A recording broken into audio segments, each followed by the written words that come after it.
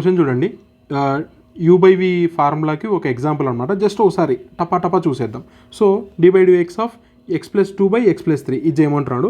So మనకు formula ఏం తెలుసు, u by v, v into u dash minus u into v dash divided by v square. So స్ట్రైట్గా వేసుకుంటూ వెళ్ళిపోతున్నాను, నేను ఏం మాట్లాడాను చూడండి. v into u dash d/dx of x+2 minus u x+2 d/dx of x+3 divided by x+3 whole square అయిపోయింది.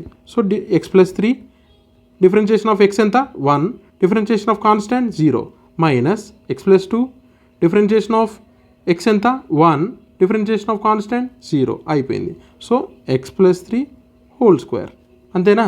So ఎంత వస్తుంది, x+3 ఇక్కడ -x -2 ఎందుకంటే మధ్యలో మైనస్ ఉంది కాబట్టి divided by x+3 whole square. So simplify చేస్తే ఎంత వస్తుంది, 1/x+3 whole square. Thank you.